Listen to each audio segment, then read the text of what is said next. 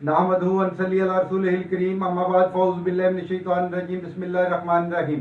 जी नाज़रीन, सब लोग कैसे हैं? खैरियत से हैं? तबीयत ठीक है?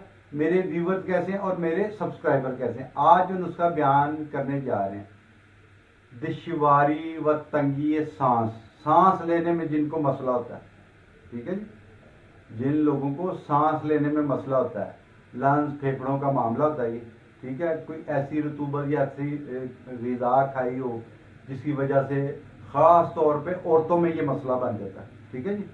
तो इसको बनाएं और दुआओं में याद रखें, ठीक है जी।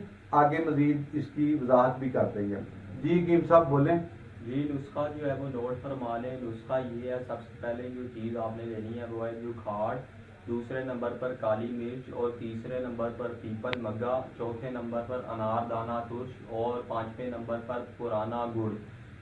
ये चीज़ें आपने जो है वो ले लेनी है और इनका जो है वो सफूफ आपने तैयार कर लेना है। जी बिल्कुल, इसको पाउडर कर लेना है, घर के किसी ग्राइंडर में बना लें या किसी हमन दस्ते में बना लें, ठीक है जी। इसको पाउडर करके छान लें। इसको छानने के बाद इसके बाद जी गिम साहब जी, इसके बाद जो है वो आपने 7 माशा जो है वो रोज़ाना हमरा शरबत बनफ्शा जो है वो ये इस्तेमाल करना है।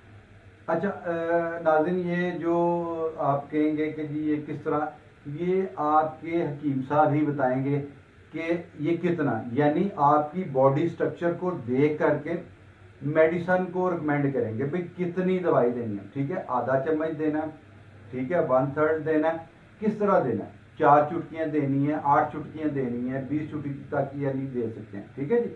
और जैसे कीम साहब ने बताया कि ये आप इसको शरबत से यूज़ कर सकते हैं, ठीक है जी। तो किसी भी हर्बलिस्ट से आप मशवरा कर लिए करें, वीडियो को डाउनलोड करें और अपने हकीम साहब से मशवरा करके फिर इसको बनाएं। Niyazi herbal health care centre को दुआओं में याद रखें। लाइक, शेयर और कमेंट लाजमी किया करें।